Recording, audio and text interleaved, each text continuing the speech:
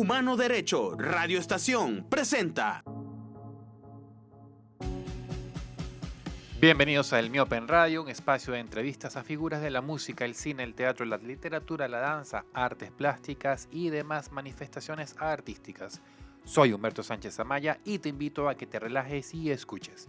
Y si te animas, puedes impulsar este lugar de diálogo a través de la cuenta en Patreon, El Miope Cultura. De todas formas, abajo en la descripción encontrarás el link, un pequeño impulso para mantener estos lugares de encuentro y para compartir. Ninoska Dávila, comunicadora social con trayectoria en el marketing cinematográfico con un enfoque especializado en cine venezolano y latinoamericano de autor. Su experiencia abarca desde la distribución y ventas hasta la producción ejecutiva y la consultoría estratégica. Bajo su firma, Ninoska Dávila Cinema Press ha liderado con éxito campañas de lanzamiento para 37 películas venezolanas, muchas de ellas con coproducción internacional. Su enfoque integral incluye la gestión de la distribución nacional, estrategias de prensa, seguimiento en festivales internacionales y marketing digital. Ha tenido el privilegio de colaborar con destacados cineastas como Mariana Rondón, Marité Ugas y Alberto Arbelo. Su visión estratégica del sector se fortaleció durante su periodo como directora principal en el Comité Ejecutivo del CENAC, Centro Nacional Autónomo de Cinematografía, donde representó a la Cámara de la Industria del Cine y el Video, participando activamente en la formulación de políticas para el desarrollo del cine venezolano entre los años 2014 y 2016. Ofrece asesoría personalizada a productores, también ha participado como jurado en festivales de cine nacionales e internacionales y es miembro fundador de la Academia de Ciencias y Artes Cinematográficas de Venezuela y forma parte de la Asociación de Periodistas Iberoamericanos de Cine. Además, recurrentemente da talleres de marketing cinematográfico. ¿Cómo estás, Ninoska? Muy bien, gracias. ¿Qué tal todo? ¿Cómo una persona que estudió comunicación social se enfiló hacia el cine y el cine venezolano y latinoamericano? Bueno, porque cuando uno estudia comunicación social, lo que tú ves en la práctica y en la teoría tiene que ver esencialmente con aprender a comunicar, saber comunicar y a quién le vas a comunicar. Claro. Y dependiendo de con qué estés trabajando, tú vas enfilando ciertas estrategias para tener una comunicación efectiva. En este caso, yo siempre estuve interesada en el área publicitaria y jamás me imaginé que mi inquietud la podía canalizar hacia el cine. Eso no lo había visto nunca. Y un día en la Escuela de Comunicación Social de la UCB había un aviso de pasantía para la película Amaneció de Golpe y yo acudí. De Carlos Aspurba. Exactamente. Entonces yo era asistente de la licenciada Débora Bendayán, que era quien manejaba la campaña de lanzamiento en ese entonces.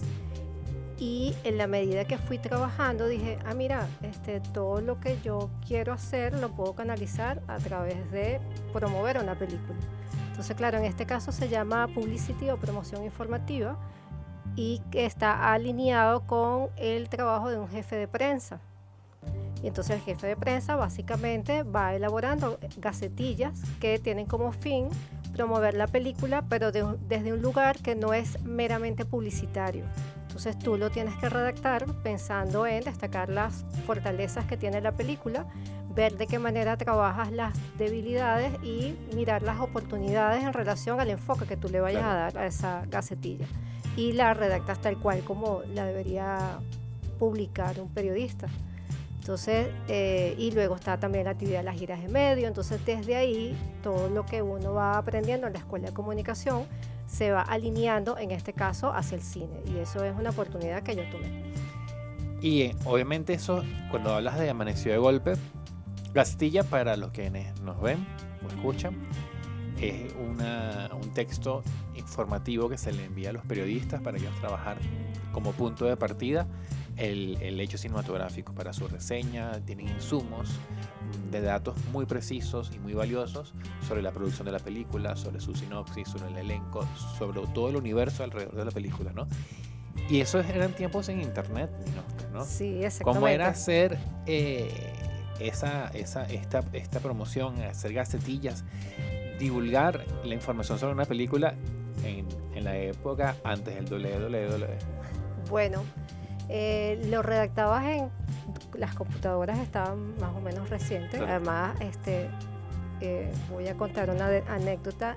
En ese entonces recuerdo que Jacobo Penso estaba trabajando desde la oficina de Carlos Aspurua y un día me pidió el favor de que lo ayudara a manejar y a enseñarle cómo manejar la computadora. La manera de comunicarse era a través de teléfonos de discos. Tú te comunicabas directamente con cada periodista y le enviabas la nota de prensa por fax. Y las fotografías las entregábamos en diapositivas.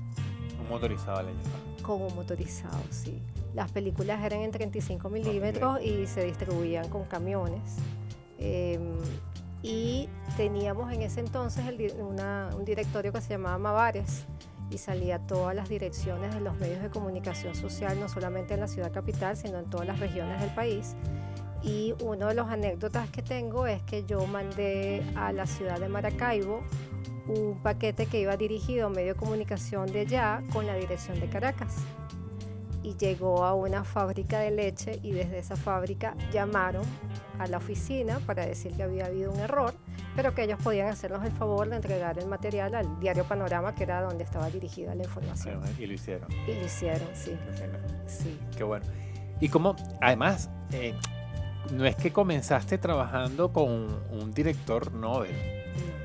No, era Carlos Aspuro, que ya era un director de renombre y además una película basada en los hechos del 4 de febrero del 92, con un guión de José Ignacio Cabruja, con un elenco de muchos actores reconocidos para la época. ¿Cómo fue esa experiencia de entrar además con una producción de una apuesta grande, ¿no?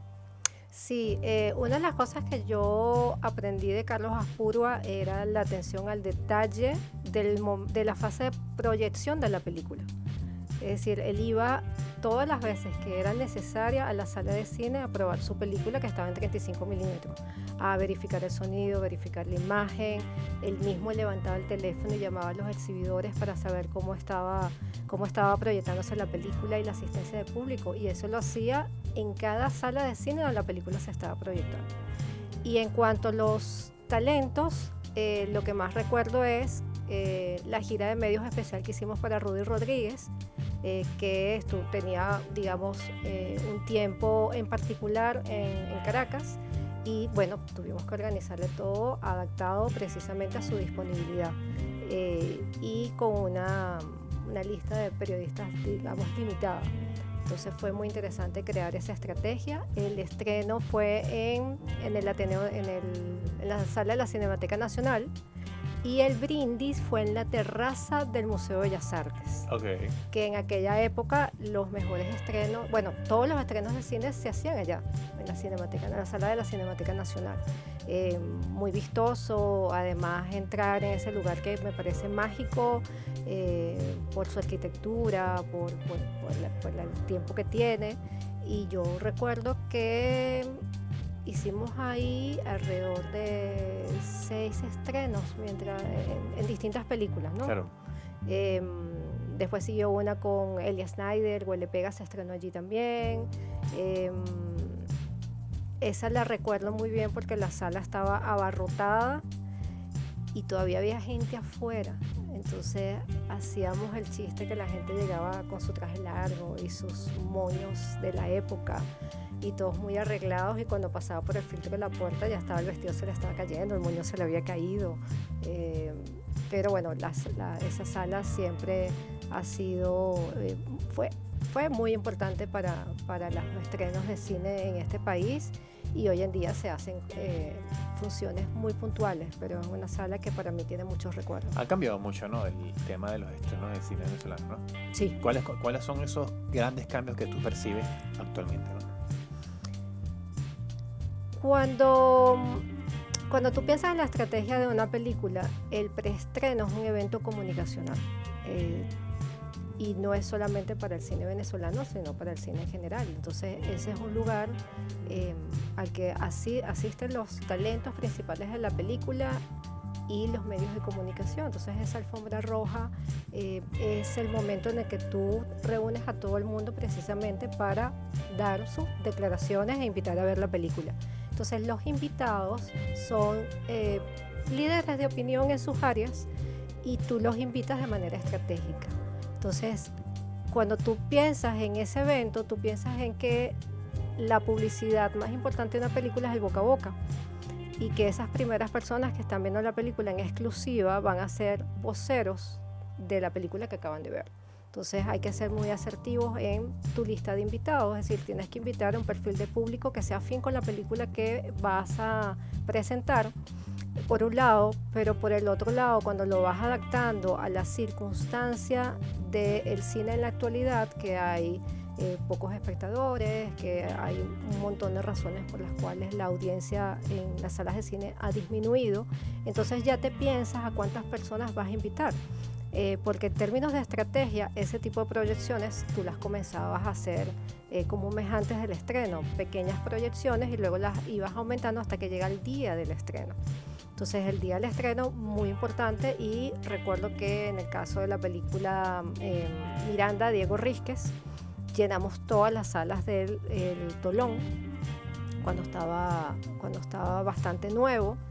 Y era una cantidad importante de personas, y eso multiplicó el boca a boca positivamente, y eso se supone que debe generar una asistencia de público al momento de que ya la película esté abierta al público.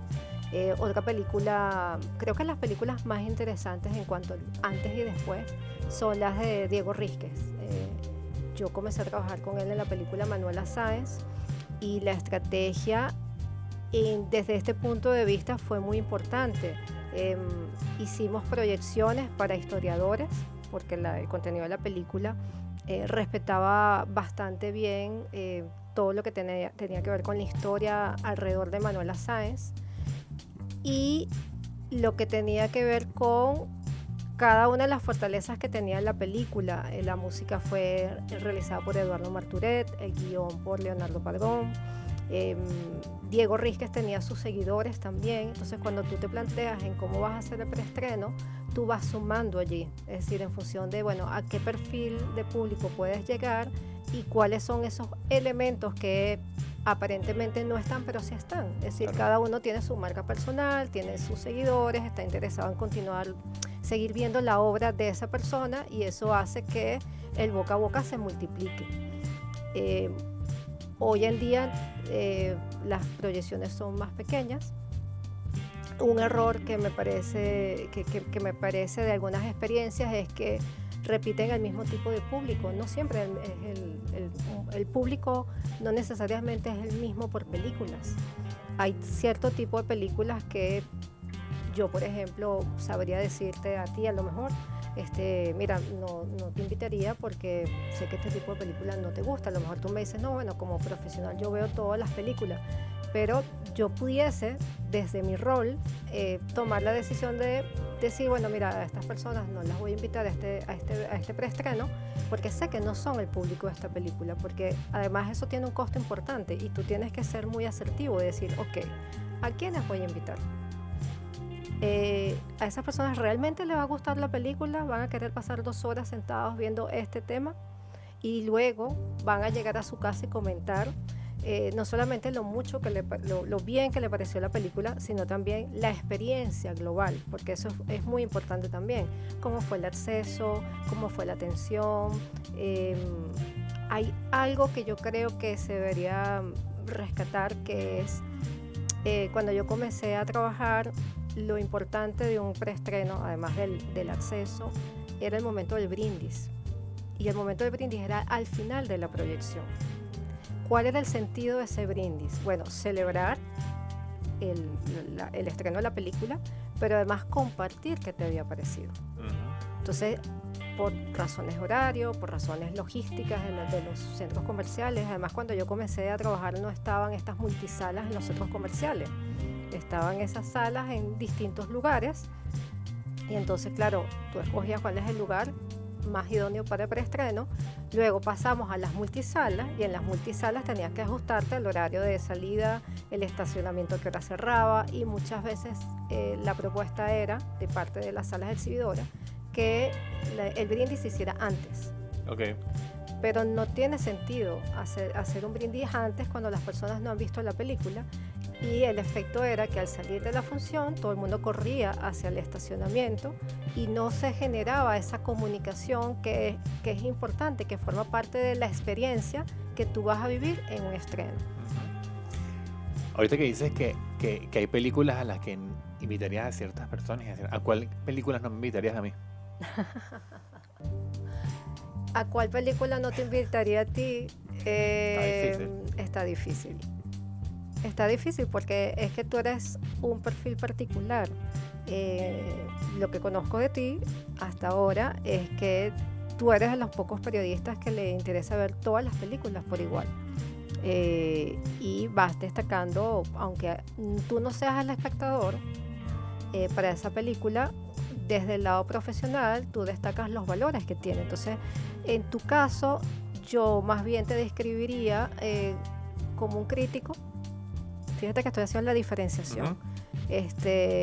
Una cosa es hacer la cobertura preestreno, Claro. decir qué te parece, y otra cosa es hacer una crítica hacia una película. Entonces, son dos roles diferentes. En este caso, yo te invitaría a todas, aunque sepa que como espectador, quitándote tu rol profesional, puede ser que no te guste. Y ahora en la acera contraria, ¿cómo haces, por ejemplo, cuando tú no eres espectadora de una película, pero tienes que trabajar con esa película? Es muy sencillo porque te ubicas quién es el perfil y te tienes que pensar cuáles son los hábitos de consumo de ese perfil a nivel informativo. Yo viví una experiencia con la película Mi mujer es la que manda, de Freddy Fadel. Que la vi, por cierto. Y una de las cosas más interesantes que aprendí con ese proyecto es que el público al que está dirigido la película no leía periódico. Y cuando digo que no leía periódico me refiero a la parte de información o a la parte de crítica. Pero sí compraba el periódico para... bueno, algo importante que no mencioné es que cuando estaba la prensa en su mayor auge, la prensa escrita, impresa en papel, había unas páginas centrales que se llamaban carteleras cinematográficas, que eran unos módulos de publicidad de cada película donde salía su afiche, en qué sala se estaba pasando y cuáles eran los horarios. Y eso salía en todos los periódicos. Entonces el público que fue a ver la película de Freddy Fadel, lo que miraba era comprar el periódico para saber que estaba en cartelera, y se dejó llevar por la imagen, que es muy importante. Yo estuve en la primera función de la película en las salas del recreo. Tenía muchas expectativas porque yo confiaba, esta película tiene su público, yo no soy su público, pero yo sabía que lo tenía. Y estaba preocupada porque era la primera vez que una película no había tenido lo que llamo prensa, sino había tenido difusión de parte de los periodistas que cubrían la fuente, solamente de los periódicos como 2001 o emisoras de radio de corte popular. Y cuando estoy en la fila, empiezo a consultarle a las personas que estaban allí qué les había llamado la atención de esa película que iban a ver. Me dijeron, bueno, mira, parece comedia. Y el título me parece genial, Mi mujer es la que manda, y les pareció interesante el afiche. La sala estaba llena, estaba totalmente llena. Comenzó la función y en algunas escenas que sabía que para cierto tipo de público pudiese desagradarle, se paró una pareja. Luego vino otra escena, se paró la siguiente y después de ahí nadie más se paró. Todo el público se disfrutó la película y se reían de cosas que yo jamás me imaginé que se iban a reír. Entonces para mí fue una experiencia muy importante confirmar efectivamente que sí, que hay películas para cierto tipo de público, y que aunque yo no sea el perfil de público, confiando y mirando cuáles son los hábitos de ese tipo de espectador, mira, la idea de este trabajo es precisamente crear la estrategia pensando en ese perfil. Cuéntame los talleres, cada cuánto da los talleres y qué es lo que más inquieta a los alumnos, las personas que hacen los talleres. Bueno, yo estoy dando clases desde el 2002-2003 aproximadamente.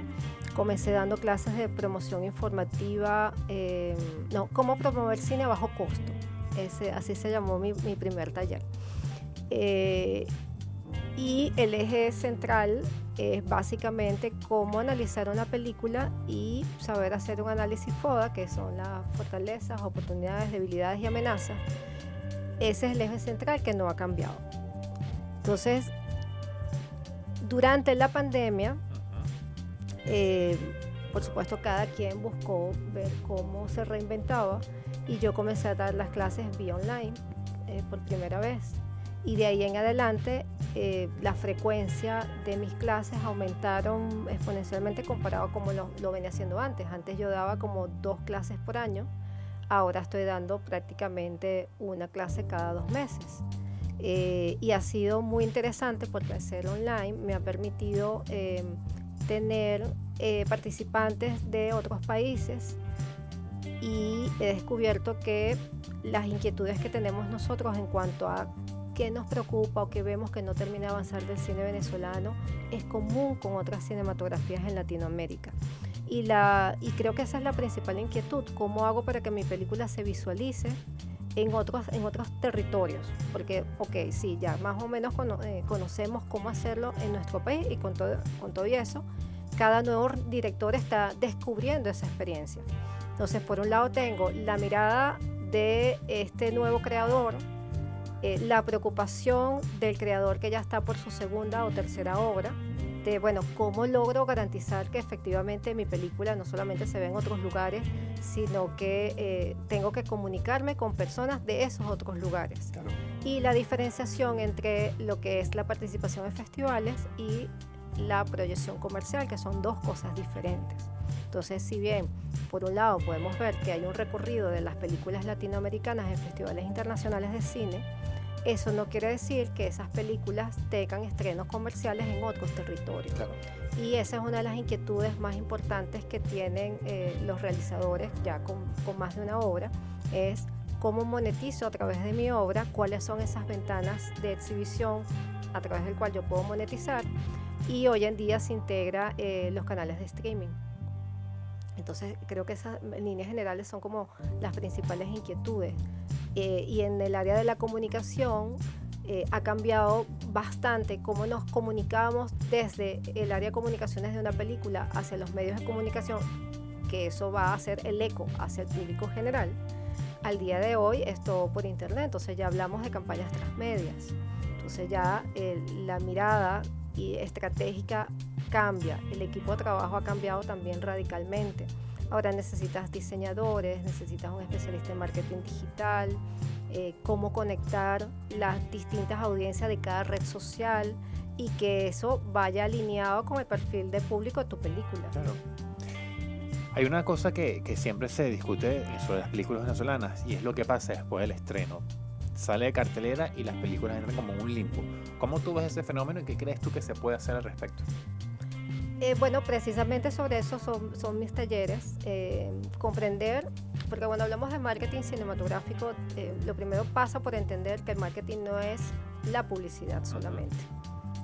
Tú tienes que comprender cómo es su distribución, cómo es su exhibición, cuáles son los aspectos legales que están vinculados a esa etapa del proyecto, porque bueno, lo básico es cuáles son los aspectos legales que están vinculados a la realización del proyecto, pero no vas más allá, tienes que ir más allá. Es decir, cuáles son los que puede afectar tu estreno comercial. Una de las cosas más importantes que si no la tomas en cuenta es precisamente las licencias musicales.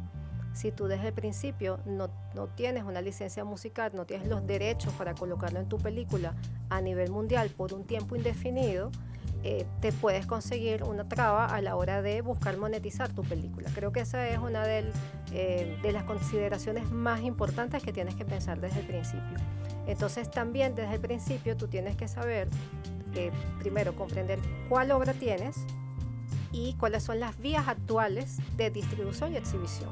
Entonces tienes dónde comienzas y luego no termina, porque finalmente una película es un activo que se mantiene allí hasta tanto deje de proyectarse.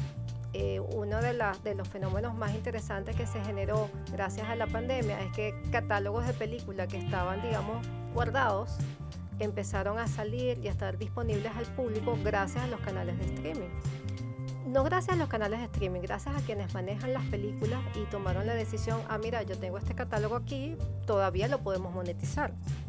Entonces buscas en este caso estaría hablando de un agente de ventas, por ejemplo, o un productor que ya haya digitalizado su película. Claro. Porque en el caso del cine venezolano hay muchas películas que están en formato 35 milímetros, pero no están digitalizadas para que puedan verse en canales de streaming, o las copias no, lo que vemos por ejemplo en YouTube, que a veces consigues alguna película venezolana antigua y resulta que es una mala calidad, es de mala calidad. Entonces creo que ahí hay un trabajo pendiente. Es un trabajo que es costoso, que lleva su tiempo, porque bueno, muchas películas simplemente llegaron hasta su formato en 35 milímetros. Claro. Ya tenerla en digital es otro tema. Pero en resumen, tú tienes que planteártelo desde el principio, no esperar a que tu película esté lista para plantarla al final. Porque durante el proceso de realización de la película puedes participar en convocatorias internacionales, bien sea para la búsqueda de coproductores o para la búsqueda de apoyo financiero. Y no solamente ese es el fin, porque cuando tú ganas una convocatoria a un festival reconocido a nivel internacional, ya tú estás dando un primer paso para la posibilidad de quedar seleccionado en ese festival. Por ejemplo, en el caso del Festival de San Sebastián, que tiene convocatorias en etapas primarias, y si tú participas, ellos le hacen seguimiento a esas películas en las que están participando desde ese momento. Entonces, cuando ya la película está lista, ellos esperan estrenarla allí. Entonces ya tú estás dando unos primeros pasos para la internacionalización de la película. Si la película gana un premio, eso ya es dar un paso hacia una distribución comercial en otros territorios. Entonces, fíjate que desde ese lugar tú tienes que tener ya tu estrategia desde el principio, ir dando los pasos, ir viendo, bueno, ¿es factible o no es factible? Porque otro error pudiese ser cuando las películas no dialogan con un público internacional.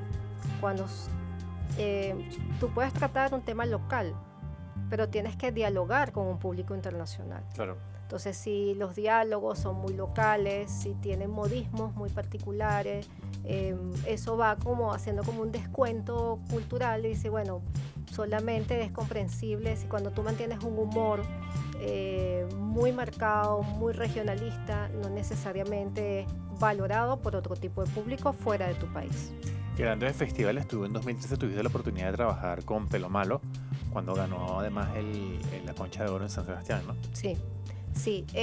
Fíjate que cuando hablamos de las estrategias, yo comencé a trabajar con la película cuando ya había sido seleccionada en Toronto. Y bueno, empezamos a crear las estrategias, pero bueno, antes de eso puedo mencionar que yo había trabajado con la película El chico que miente de Marité Ogaz, que es de la misma casa productora Sudaca Films. Cuando terminamos ese trabajo, ya Mariana me había anunciado de qué se trataba su próxima película, y recuerdo muy bien que ella me dijo, bueno, esta película no sé si sea para el público venezolano. Eso fue lo único que ella me dijo.